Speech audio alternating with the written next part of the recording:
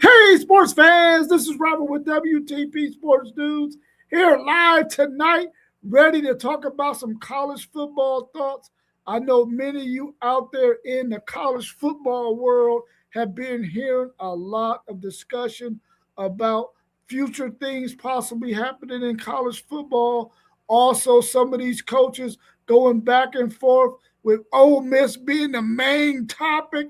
It's a lot going on out there in the college football world. We're going to talk a little bit about it and some of the things that we think might be coming down the pipeline eventually in college football. We're going to talk about it. We would love to get your thoughts on it. So if you're in the chat, please make sure you hit that like button. Make sure that you hit that chat and tell us your thoughts and what you think about what we're going to be discussing tonight. I know many people are out there waiting to see the NFL 2026 schedule reveal that comes on at 8 o'clock. But tonight, I'm here ready to talk a little bit about my college football thoughts and some of the things that's going on in the world of college football. So, first up, we got a question in the chat. It says, will conferences sign new television deals once they run out, or should they allow their teams to reach streaming deals of their own? That's a really, really good question. We all know that the Big Ten and the Big 12, their eventual contract with um, their TV deals is going to be up in 29 and 30, and then I believe 30 and 31.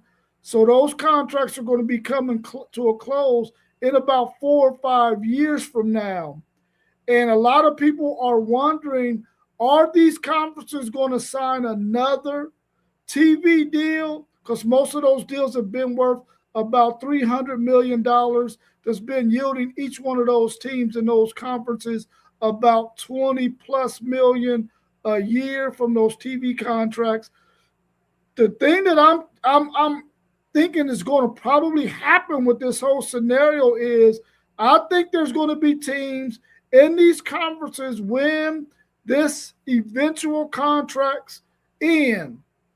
Because we all know in the ACC, those teams like Miami, Clemson, Florida State, they want to get out of that ACC because of the TV deal that they have. They don't think it's lucrative enough like it is in the Big Ten and the SEC. What I can see possibly happening, and this is just me thinking what it could possibly happen or what could possibly come forward after these contracts are over, or some of these teams, especially big name brands, I could see them going to a streaming channel and say, listen, you can stream our games on your channel, uh, like for instance, Peacock, like for instance, the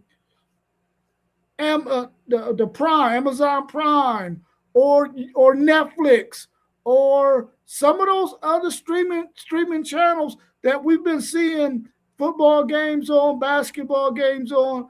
They might approach some of these college teams, and some of these college teams might approach them to get their own streaming deal. And instead of sharing the pot with the conference, they might want to go ahead and get their own pot of money coming to them, allowing one of those streaming companies to stream their games exclusively.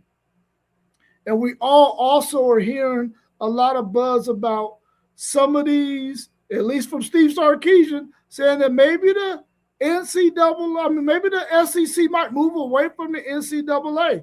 You just never know what's going to happen. But when you hear this kind of talk coming from coaches, coming from commissioners about how they feel about how the NCAA is handling things, you can start to wonder if these teams are going to leave their conference and probably find their own streaming deals. I think it's very likely that something like that could happen. Otherwise, the ESPN, ABC, Fox, those guys are going to really have to come up off of a lot more money the next time these contracts are due in order to keep these conferences with their channel.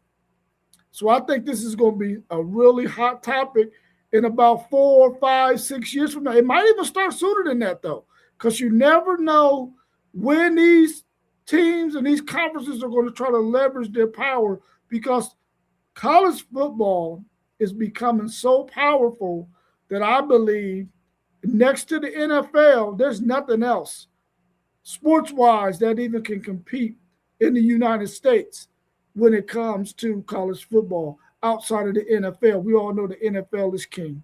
So I think it's possible for teams individually to go after their own contracts with other streaming companies and get away from those TV contracts with Fox, ESPN, and ABC.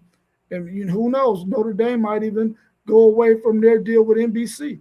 We'll have to wait and see, but I think that's very, very possible.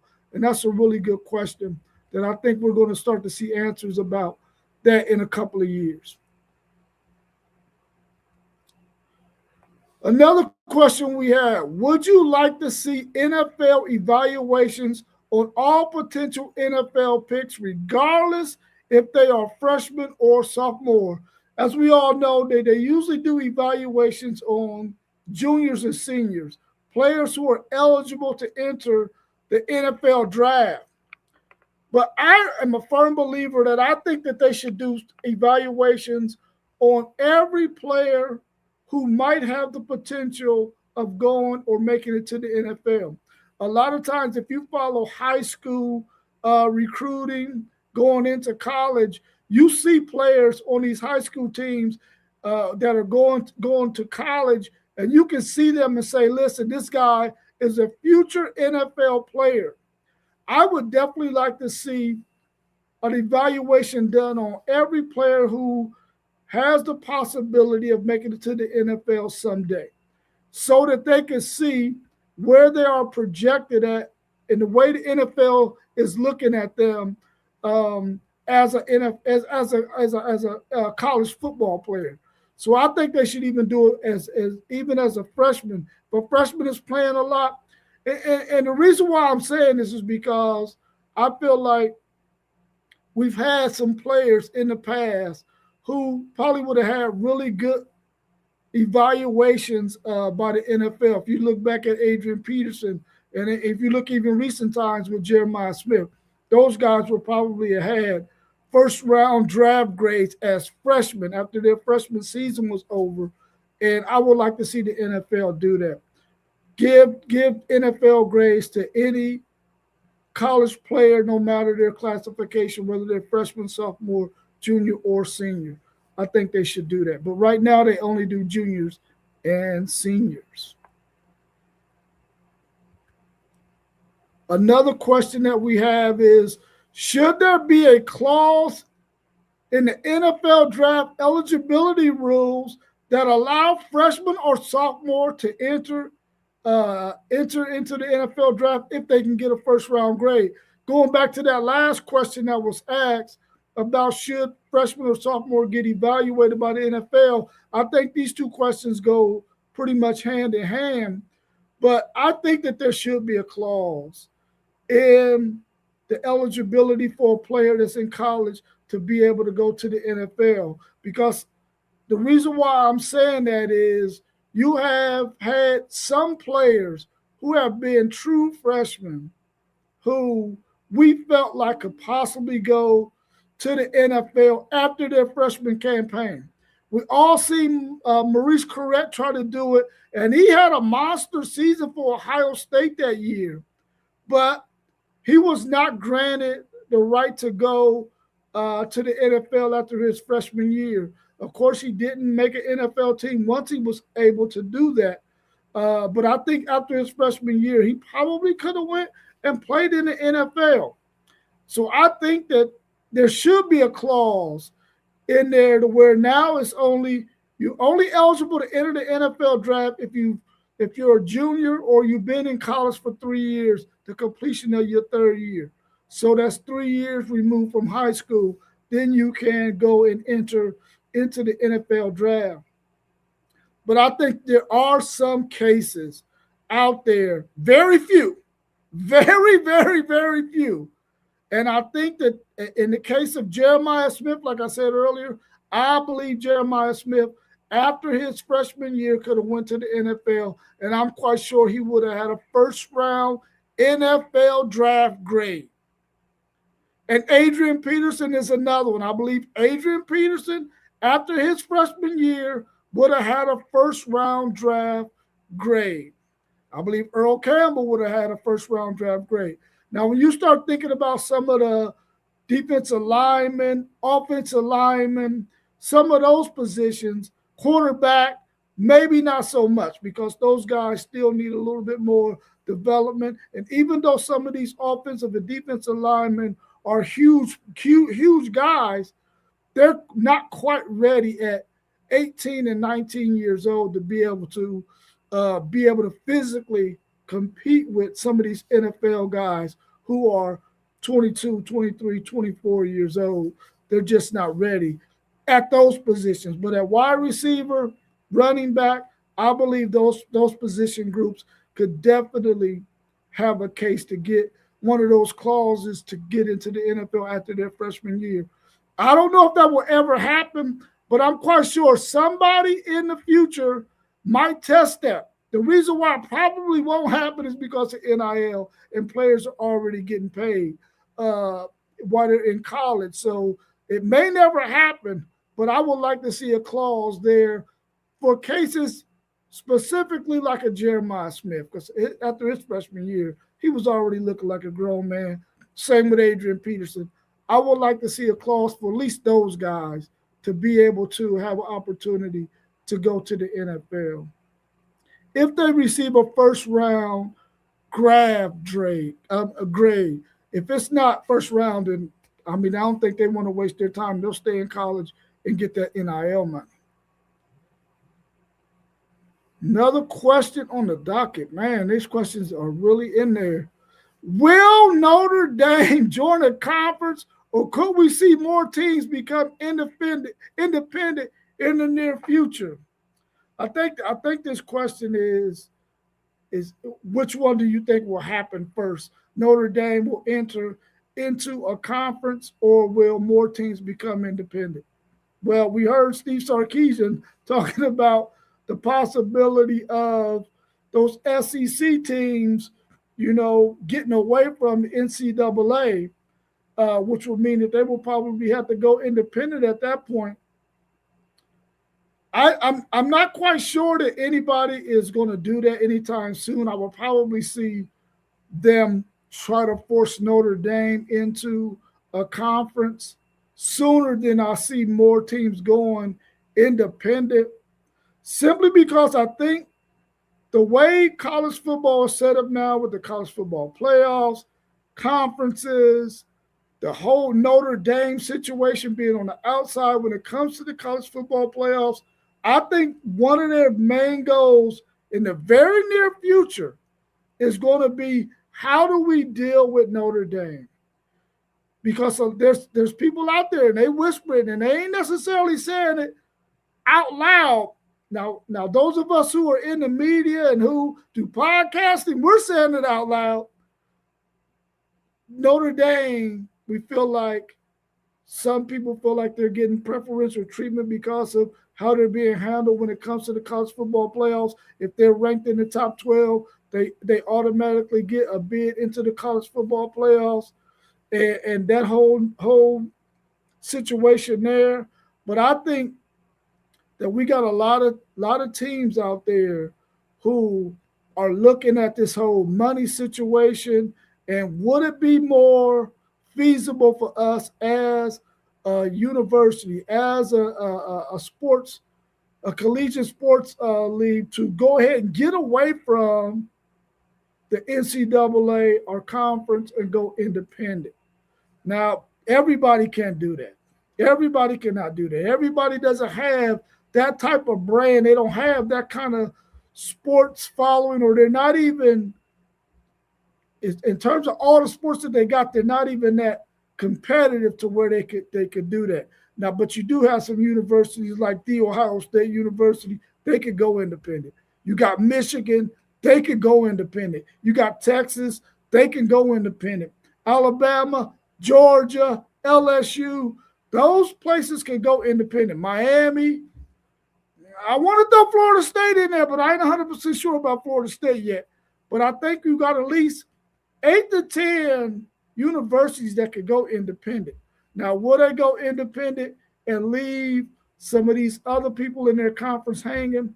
Probably not. They will probably want to do it as a conference as a whole, not just 4 or 5 or 6 of them from the conference going independent and then leave all those other ones hanging because they want those other universities to be able to survive collegiately as well. And we all know that the major powerhouses in these conferences are the ones who bring in the majority of the money, and they wouldn't want them just to be hanging out there like that. So I think it's more likely, as I bring One Take Zaya onto the stage, it's more likely, I think that Notre Dame will be pushed into a conference than more teams decide that they're going to go independent. Let me welcome my man One Take Zaya into the show. How you feeling, One Take Zaya? I'm good. What's up with you, family? I'm pretty good, man. I'm pretty good. I just went over a couple of questions. Would you like to give your take on those questions that we already addressed? Yeah. Go ahead. What's up? What we got? All right. So the first one was, will conferences sign new television deals once they run out, or should they allow their teams to reach streaming deals of their own? Should conferences not sign a new deal and just be like, hey, listen, if you can go find somebody that can pay you better than what these contracts we're going to possibly get with ESPN, Fox, or ABC, you go out there and do your thing and get your own deal with a streaming company. How do you feel about that question? So this answer might, sound a little cliche, but I think this is going to start realignment in conferences, because what's going to happen is, let's just take Ohio State for example. It's rumblings. You hearing rumblings about Ohio State going the streaming route with Amazon, Netflix, Peacock, Prime Video, and they talking about a deal could be worth up to 300 million. So if you take Ohio State out of a TV contract deal, that will be a part of a Big Ten and 20, almost 20 schools, then what would the rest of those schools warrant if Ohio State wasn't a part of that deal and they went to go get their own streaming contract? What would that deal look like, and would it actually make sense for those teams to sign up for that contract? So now what we're looking at is, if you got a few of your major programs in certain conferences that's looking like, hold on, man, we think we can get a larger piece of these TV right deals by just doing our own thing and going about our own contract, then I feel like that's the possible way we could see certain programs going indie. But I don't think it's a lot of programs that could actually be indie. It's only about 4 or 5 for real that I feel like could stand alone. I think everybody else would need another group of body of people to actually survive in this makeup of the landscape of college sports and NIL that we got. But them contracts, them streaming service contracts, can be more lucrative for the same reason why the NBA is doing it and the WNBA is doing it, because they're cutting damn near the middleman out, which is the actual conference. So it's gonna get real interesting when these deals end, because you might see where people will stay away from the streaming deals if we move to 2 super conferences, just because they know they're going to not have to split the bag with 2 other, like say the SEC adds the next 5 or 6 best programs out there between the ACC and the Big 12, and the Big 10 as the next 5 best teams or best programs from them same 2 conferences. So now they got 10 schools from both of them conferences. So them conferences is going to be dead. So now it's more money out there because there's more TV services to put money into those conferences as well. You see what I'm saying? So you cutting out two apples. So it's gonna be interesting to really see what's gonna happen, man. Because I think the TV contracts is exactly what's gonna control conference realignment. That's a good take. That's a good take. One take, Zay. Post game, I'm gonna get to your question here in a minute because I really want to get one take Zay's take on it as well. But let me take him through this next few questions before we get to yours again. Okay. The next question, one take is: would you like to see the NFL evaluation on potential NFL draft picks, regardless if they are freshmen or sophomore? So, would you like to see them evaluate freshmen and sophomores who they think might be potential NFL players in the future? Would you like to see them get NFL grades as early as freshmen and sophomores? Uh, I I really don't mind if they did or didn't do it. Like, you know what I'm saying? Because one thing I understand is that at pro days, underclassmen, if your school feels comfortable enough with letting you perform at pro day, that these NFL executive and scouts can lay eyes on you. So they already got pretty much a notebook of how you looking in your workouts. They already seen you do film. If the smart programs, if they're doing their due diligence, they're already they're already a year ahead of if you're not draft eligible. They already watched that tape to scout you prehand. So I don't really necessarily mind if they did or don't, because at the end of the day, even you still got 2 years when you become draft eligible. You got that junior year. So if you decided that you wanted to go to the NFL, you can flirt with it. You can have an agent, kind of get a little representation to some of these executives and scouts, and kind of see how they feel about your evaluation off that. And if you don't like how the kind of noise that you got, you just come back to school and put more on film. So I really don't mind whether they do or don't, for real. But like I said, Julian Sain was throwing at the pro day for Ohio State. I know that. But guess who else did? Tavian St. Clair. Tavian St. Clair ain't got no reps in college football yet, but we felt comfortable enough to where we got 32 NFL teams represented at our pro day, that we felt comfortable enough to let him go out there and throw the ball, knowing that guys are out there looking for a roster spot. So um, it stuff like that matters. You know what I'm saying? So that's evaluation right there for scouts. Okay, okay. Along those same lines with that last question, should there be a clause in the NFL draft eligibility rules that should allow freshmen or sophomore to enter the NFL draft if they got a first round grade as a freshman or sophomore? Should they be allowed to enter the NFL draft and have a clause in there that allow them to do so? Yeah, nah, I wouldn't. I wouldn't, because man, the violence in football, man. I think CTE is such a real thing that I don't know. You ain't. It ain't like you gonna dodge CTE regardless, but you know, people can really lose their life behind football. So 21 and up, I think that's the perfect age, perfect rule. It still give your body time to develop. We do see some of these alien dudes like Jeremiah Smith come out that just look like they ready to play in the NFL from day one. But at the end of the day, we still got to understand that is a 20-year-old young man. You feel me?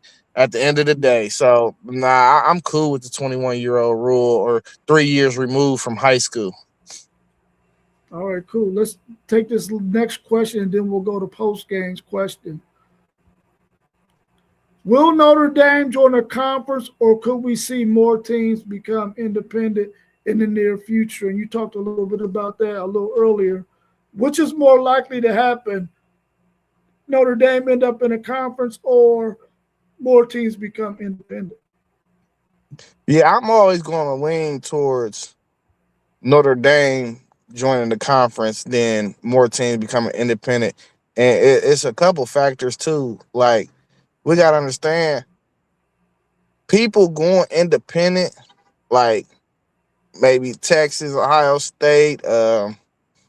Like I said, it's a select few that I really think could actually do it. But people going independent, it's like you never done it before, so that's really a risky move for real.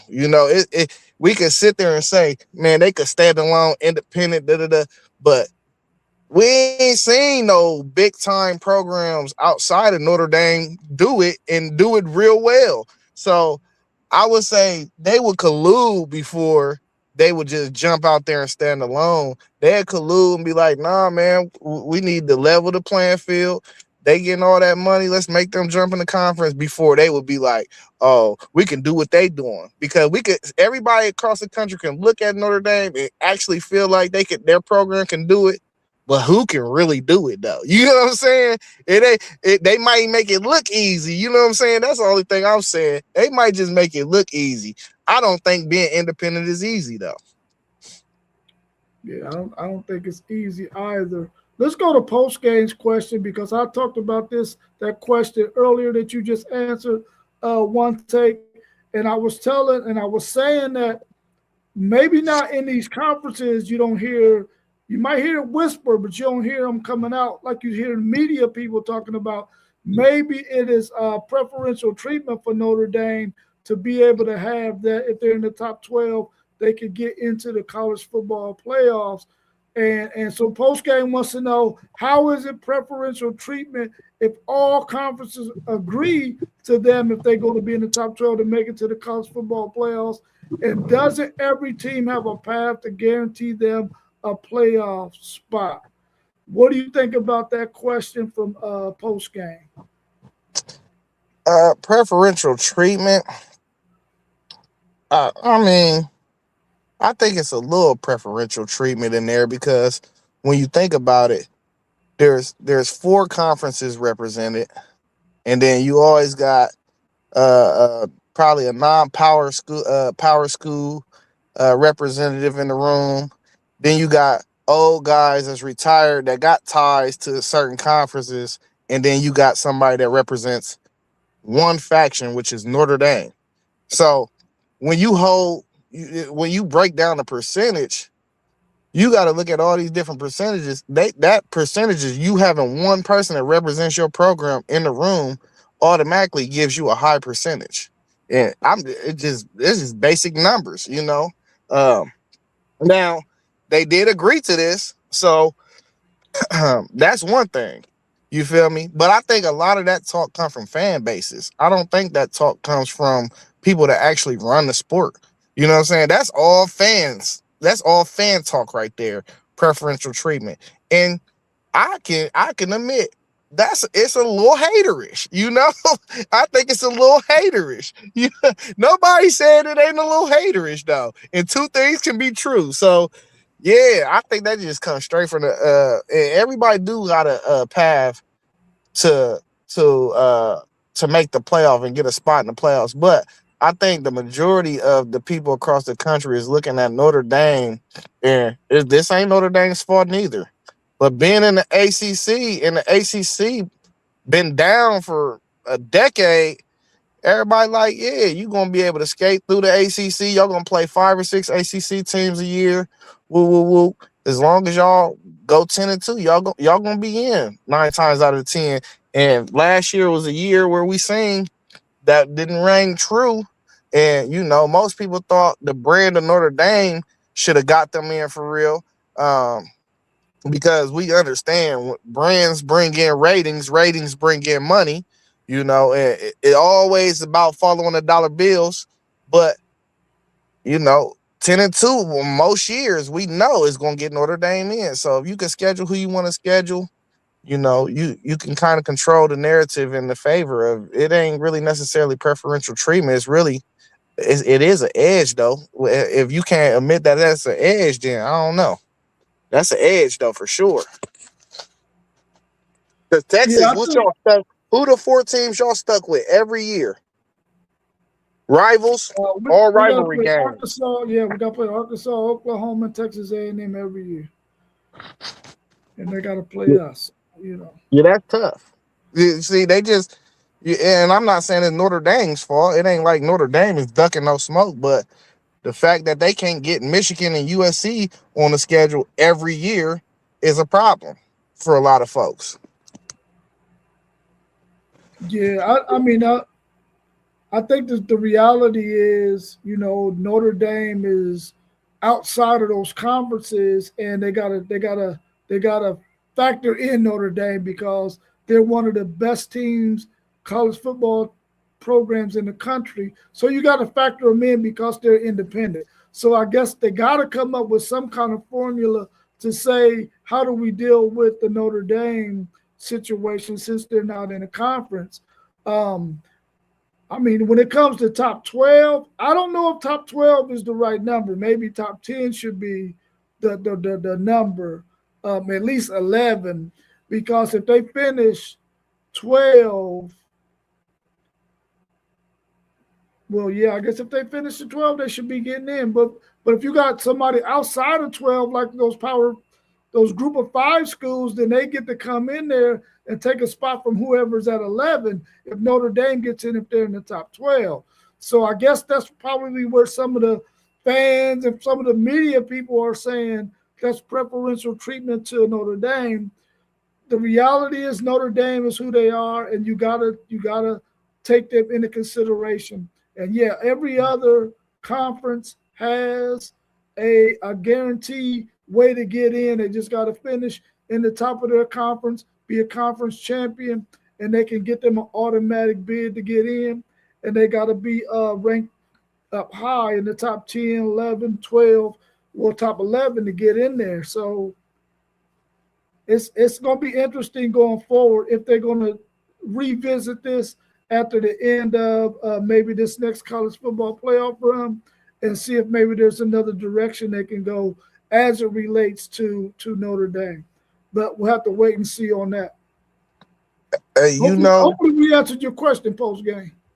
They play the ACC schedule, so I always feel like if they're ranked higher than everybody in the ACC except for like maybe one team, then I think you really should consider putting them into the playoffs every year. That's how I feel. If they gonna play an ACC schedule and they come in and you got one team in ACC, which was like what Miami that finished like 10 last year. If Notre Dame is right at 12 or 13, I feel like they should just get in automatically, especially if they beat every ACC team on their schedule. If they're going to play the ACC schedule, and that's in the country is going to say they're automatic bid if they get into 12. No, forget the bid if they're 12 or up. Just be like, all right, they probably would have won the ACC if they was in the ACC. If they played in the ACC championship game, they would have already had an automatic bid. So if they're ranked higher than everybody else, then y'all just got to leave somebody out. If that's the case, you know what I'm saying? You'll just leave somebody out. Be like, Notre Dame earned their right. They went 6-0 against the ACC this year. They probably would have been in the ACC championship. You know what I'm saying? That makes sense to me. Yeah. B Glass Man 08 is asking, is Notre Dame actually legit? What's your thoughts on that one? Yeah, if you look at Notre Dame's history, they just like Ohio State. They don't really lose more than 3 or 4 games in a year. You could go down every program in the country. Yeah, I get it. They ain't won a chip in a while since Lou Holtz. I get that, all that, woo, woo, woo. But year in and year out, you can guarantee that Notre Dame is going to be like a top 15 team in the country. Yeah, I think they're a legit program as well. I feel like they made it to the college football playoffs when there was 4 teams. They made it to the college football playoffs and a national championship game 2 years ago. They should have made the college football playoff this year. I don't know how they didn't make it when they was already ahead of Miami, all of those different rankings until the last one. So, I think they're a legit program. I think they still have some more that they're gonna have to prove to those of us out there who watch and who might be wondering, since they're not in the conference, we got to see some more out of Notre Dame. But I think they've shown me enough already. I would like to see them continue to be considered one of the best teams when it comes to this college football thing, because they've been ranked up in the top for quite some time since the college football playoffs has been around when it went from 4 to 12, and in the future we'll see where it goes. If it goes to 16 or if it goes up to the 24. Let's see what else B Glass has to say before we get into this other question. Miami should have always been ranked ahead of Notre Dame, and both should have been in over Alabama. Hey, listen, B Glass, man, all right, I totally agree with you on that. I totally agree with you. And I think my man Wante Isaiah agrees as well. Alabama made it to the championship game in the SEC, but we already knew that they were not one of the better teams in the country at that time in the season, that they should not have made it, especially after getting thumped by Georgia the way they did. No, whoa. I do not agree with that. I don't agree what with you that. got to say? What you got to say? I said it last year. It was one of them weird years. I know for a fact Notre Dame was a better team than Bama, but the results live on the field, and I cannot leave an Alabama team out that played in the SEC championship, even though they lost that game. I couldn't do it. I just couldn't, because I got respect for the SEC and the strength in that conference. You know what I'm saying? And the ACC, I don't have the respect of the strength of that conference. Okay. Well, let's tackle this next question. Night games are super popular for most fans. Should there be a minimum amount of night games per team in each conference written into their television contract? What's your thoughts on that? I'm pretty sure it's already language in them contracts about night games. I think it's all about who people are paired with. We know ESPN is king when it comes to sports television. Um, and I think that the 7:30 time slots, ESPN, Saturday night, that's like prime time. So the SEC is tied into that. So who do you really want to do? Certain programs or teams really want to compete with SEC football, like Big 12, for instance. So I ain't worried about certain teams across the country, like Oregon, Oregon game that's aired at 7:30 going up against a SEC game. I think them teams, Oregon, Ohio State, Michigan, even certain Penn State games, I think those teams will bring in their draws. You know what I'm saying? But Indiana, I'm still not sure. I know that fan base is rejuvenated, but are they going to bring in enough of a draw to where them other top programs is to go up against some of these crazy games that we see with some of these crazy fan bases in the SEC? You know what I'm saying? That's what it's about. It's about ratings, television ratings. So your best bet is to schedule certain 3:30 games or 12 o'clock games. Ohio State, we don't duck no smoke. I'm pretty sure we could go 7:30 every night, and it's still going to be one of the highest viewed because of the fan base. It's all about fan bases, though. I don't think the contracts should say anything other than what they should say. I think certain teams, though, in each conference, the main draws should be playing 7:30 marquee games. 7:30 marquee games in every conference should be all marquee games in certain conferences should be under the lights. That's how I feel. The majority of them, not all of them, because I love that we play Michigan at noon every year. I never want to change that. That's tradition. You know what I'm saying? We play them at noon. That's what it is. But like other games, like I anytime I play Penn State, I want to play them under the lights. Now that we got Oregon and USC, when we play those guys, I want to play them under the lights. I don't care whose stadium we in. I want to play them under the lights. I just think certain games is meant to be under the lights. Yeah, I would like to see them at least have a minimum of 2, maybe even 3 games per team played at night. Even if it has to be, I don't know if the Big Ten Network has games on at night or they just do 12 and 3:30. But even if it was on the Big Ten Network or the SEC Network or the ACC Network, some game at night should be on. A primetime matchup should be on at that night game. And then I know that a lot of people are going to be like, dang, man, I don't want all of those high profile games. You got one on ESPN, you got one on ABC, you got one on Fox, and then you got one on one of the conference channels too. That's way too much. I want to be able to watch my team if they on and not miss out on all these other high profile games. But I think there should at least be two or three per team where they get to play at night and be up under the lights, and their fans get to experience their team playing that night, light shows, all the festivities that they do when you play at nighttime. And I think everybody should get the opportunity to have that at least twice, maybe even three times a season. I would like to see something like that happen. Hey, so Rob, though, too, though. See, when you get to playing on these ACC networks, these Big Ten networks, that's where ratings can get affected too, because a lot of people only got access to basic cable. So that's where ABC and Fox come in, and the ratings really get drove up on them channels, because all you need is a hanger to put in your antenna.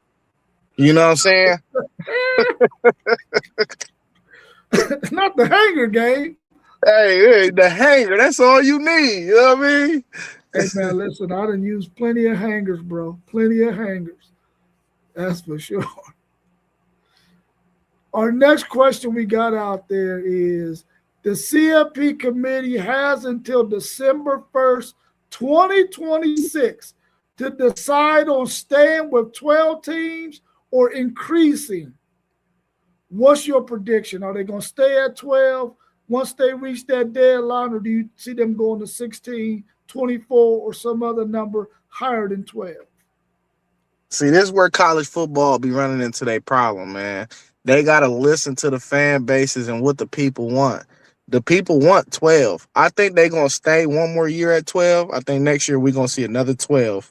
But I think they're going to go back and revisit it again. And we're going to be having the same conversations next year. And I think we'll be much more closer to actually definitively changing it to whatever they want to, wherever they've been thinking about, But I think we are definitely going to stay one more year after this year. But they got to listen to the fan base, man. None of the fan base for real want 24. We got a few people out here that want it.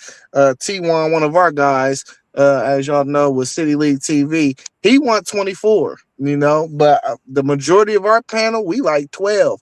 Really, I like 8. I've been saying 8 for the longest, but I know they ain't gonna go down. You know what I'm saying? Because now you taking money.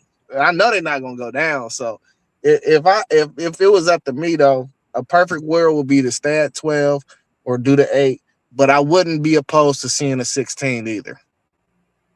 Yeah. Well, I'm almost certain it was CBS News where I read that every conference wants 24 except for the SEC. We already know that the Big Ten commissioner threw it out there. I believe that the ACC commissioner says that they want to go to 24. The Big 12 is in favor of 24. The only lone man standing is the SEC. I really can see this thing, and I agree with you. I think next year it probably will stay at 12, but I'm telling you, after that, I think it's going to 24. I think they're going to bypass 16 and not even flirt around with that, because I think they discussed this so much in the past year.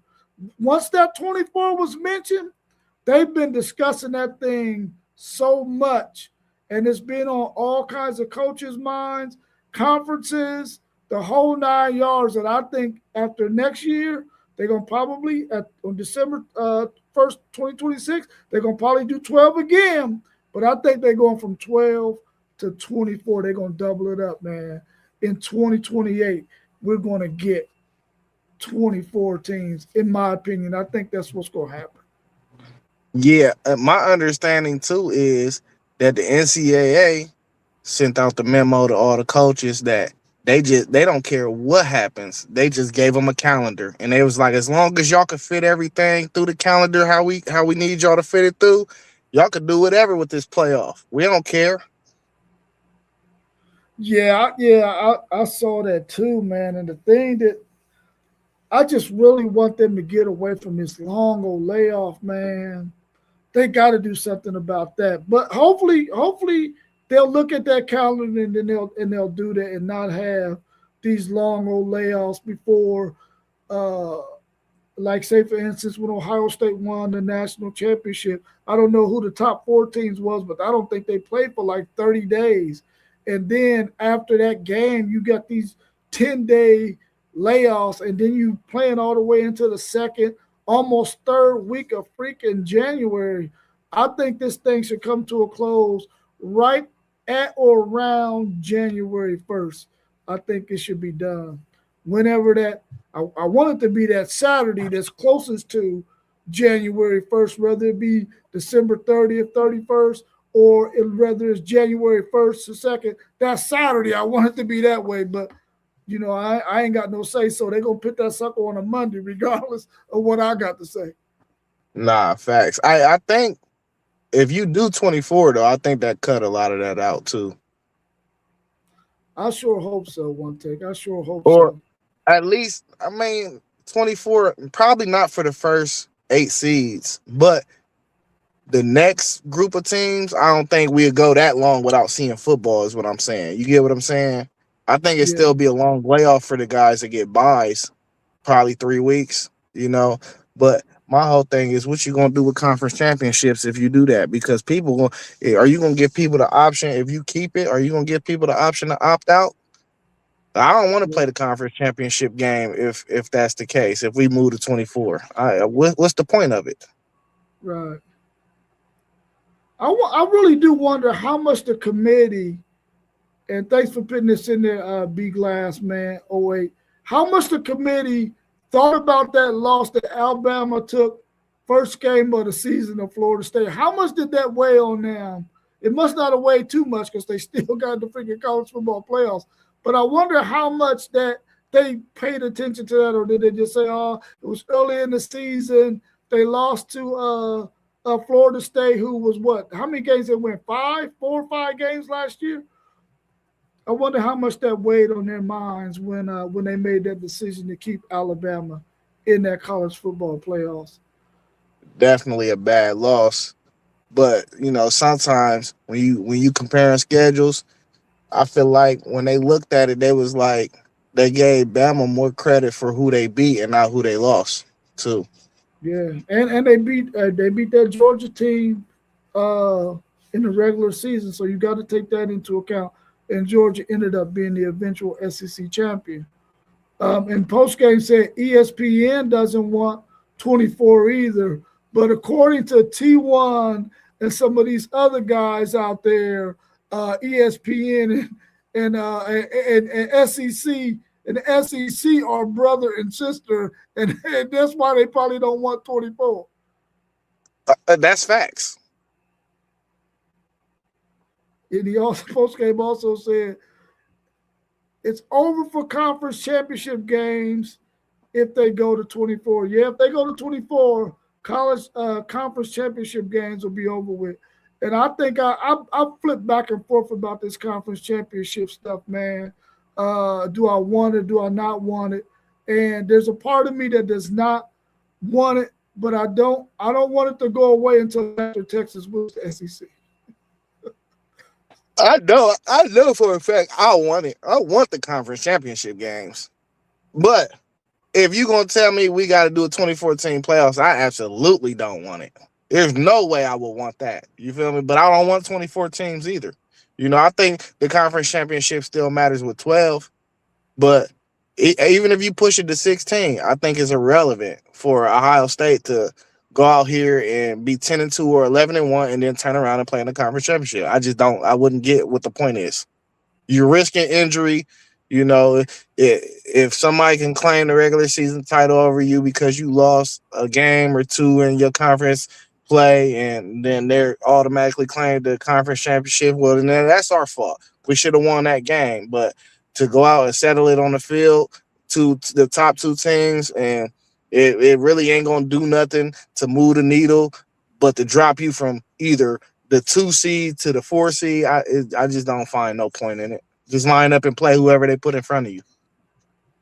Yeah, I think this is a really good point made by Anthony Campbell, 6307. He said Bama should have been out. Ohio State dropped down from losing to Indiana in their conference championship game, and where Alabama was placed before that national championship game. The distance that Ohio State fell, if Alabama fell that same distance, they fall outside of the top 10. And you know those two group of 5 schools got in there at 11 and 12. Alabama should have probably been out too, because they should have failed just like Ohio State failed from losing their game. And Ohio State barely lost, and Alabama got crushed. What do you think about that? Yeah, the first thing that popped up in my head is Kodak lyrics. All rules don't apply to everybody. Kodak said, sorry, boo. Yeah, I lied to you, but don't you lie to me. There was 2 undefeated teams. They was playing for the number 1 seed. It was only right. Hey, man, hey. Postgame said these are facts. I agree with you, Anthony. I agree with you, Postgame, and I'm quite sure one take Zaire agree with you too, but he had to drop that Kodak Black. And you said this at Kodak Black, right? Yeah, Kodak Black. He said, sorry, boo. Yeah, I lied to you, but don't you lie to me. Hey, that's a good one, Kodak Black. That's definitely a good one. Let's go to our next question. We got a few more in the chat. We're coming right up on 52 minutes. It says, what's your take on coaches taking shots at other coaches in their program / university? What's your thoughts on that? Man, it's going to be some sticky after the game handshakes, ain't it? Hey, I think it's good for the sport, honestly. I think it bring hostile environments, storylines, more exciting games, because the hostility that's building up to the lead up of the games. We're gonna get video playbacks, conversation playbacks. We're gonna get all different types of stuff leading up to some of these games from some of these quotes that we getting. So I love it, man. Hey, when you in a competitive sport, that's how it's supposed to be, man. That's just what it is. You supposed to get under your opponent's skin as much as possible so you can get their best shot. Let's get your best shot, man. I love it. I don't mind it at all. Yeah, I mean, I feel like these coaches, they taking a page out of the old school rappers playbook. Hey, I'm going to start this beef with this dude. It ain't going to be no real beef, but it's going to be the kind of beef that's going to get us some attention. It's going to make your record sound sore. It's going to make my record sound sore, and it's going to pack stadiums. So I think that's what these coaches are doing, because I know when they go to these sessions, man, and they have these conversations and they run into each other, they probably chummy, cool in the game. Now, some of them might really be beefing, though. But I think it's good for the sport, man. I think it gets everybody excited about the next chapter, how this handshake going to be after the game, all of those things. But it gets us as fans tuning in, which is the ultimate goal, right? They want people watching their product on the field. So I'm cool with it as well, because I don't think any of these coaches are going to risk their livelihood for some kind of little beef like this. So, I mean, I'm quite sure they're doing it probably just to promote things and get things stirred up, but I don't think they really mean any harm by it. So I'm cool with it. Last question that I got in the chat is, what players do you think will accompany your team's coaches to national media days for the conference? So National Media Days is going to be coming up at some point here in the next couple of months. Who do you think is going to be in attendance for the Ohio State Buckeyes when the coaches go to this National Media Days? Yeah, I think we're going to have 4 guys. I think it's going to be JJ, Julian, and I think Austin Saraville will be there. And then I think Kenyatta Jackson to be there. I wish we could do 2-2, but you know, I mean, maybe they might bring Jalen McClain or something, but I think it'd be three offensive guys and one defensive guy for real. We ain't return a lot on defense, so it wouldn't really make sense to bring one of these guys that really ain't got no reps, or maybe the country really don't know about. Most of the guys that we got really returning is on the offensive end, so I can see a 3-1 split. And I think it's 4 players. If it's just 3 though, I think it'd just be probably JJ, Austin Saraville. I think he'll lead Julian. I think he'll lead Julian out of it for real, and Kenyatta. Okay. I'm almost certain they're going to take 4 as well from Texas. I'm quite sure it's going to be Arch Manning and probably Ryan Wingo from the offensive side of the ball. And then defensively, it's probably going to be Colin Simmons and Jelani McDonald from the defensive side of the ball. I think those 4 guys are probably going to be the 4 that go and represent Texas when they go to the National Media Day for the SEC Conference. Anything else you want to talk about college football related before we wrap up? Man, September 12th is the day we're going to make Texas back out of all their non-conference games. Notre Dame, who y'all got in the future? They going to back out because they going to lose 2 more games again this year. They going to go 9-3, y'all. Y'all hearing it here first. They going 9-3, and then they ain't going to make the playoffs again. They going to be caught up in this whole same circus. I mean, I'm glad you feel that way. You starting the fireworks early with me, and I appreciate that. But I'm telling you right now, we're not losing on September 12th. This is a game that Texas has got to win. I think the home field is going to be in Texas' favor. It's going to be a really good football game. But I think, like we talked about earlier, when you play it in your home field at night, your chances of winning that game goes up a little bit. And I think that's going to be the little bit Texas is going to need in order to win that game.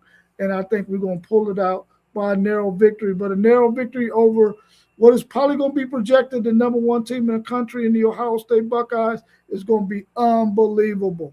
So that's the way I'm going with it. And I know you're going to be wearing that Texas shirt on the stream following that. So get it ready, press it real good, put a crease on the sleeve part and down the sides. Hey, you think Ryan Day got Sark's number? I don't think he has his number. Now I will say this: y'all's defensive coordinator, man, has he's been lights out, bro. He's been lights out. Whether it was Patricia last year or Knowles the year before, the defense has been the difference. Ohio State's offense has been okay, but it ain't. Ryan Day ain't really opened it up that great, especially last year. But the year before, they had a really good offense, but he didn't really have to do a whole lot to really open it up because them daggone running back on that daggone play before halftime broke our backs. But I think the defensive guys have really been able to control the game. And y'all been more physical, too, in the trenches than Texas has been the last 2 seasons, too, even though it was a close battle last year. But the year before, Ohio State they was too powerful in the trenches for Texas. Yeah, do you know when y'all's National Media Day is? I'm not 1,000% sure, but I know it's sometime. I believe it's sometime in August. Yeah, Hey, sometime in August. August ain't too far away, man. It ain't too far away. You're right. You're right. Yeah, I ain't got nothing else. I appreciate you jumping in with me, man, and helping me carry through these line of questions that we have. I'll check you out tomorrow at work. Everybody out there in the chat, make sure that you subscribe to all those channels scrolling across the bottom, because even though we come on here as WTP Sports Dudes, we all have our own individual channels that are scrolling across the bottom. Please go check us out. My man One Take Zaya has his own channel. My man Post Game has his own channel. My man SEC Sean has his own channel. Parlay Poe has his own channel, Blitzberg, and my man Mossberg of Level Up Spurs 10 has his own channel, along with T1 at City League TV. All of those are scrolling across the bottom. So if you didn't catch all those names, don't worry about it. Just read what's scrolling across the bottom, and you can check us all out. Please subscribe. Also, you can check us out on Patreon and on Spotify at WTP Sports Dudes 2026. And also go check out our webpage at WTPSportsDudes.com. Until next time, we'll see you Saturday morning at 10 a.m. Please join us then, and we will have many, many more questions for you. And we'll see you then. Peace. Peace.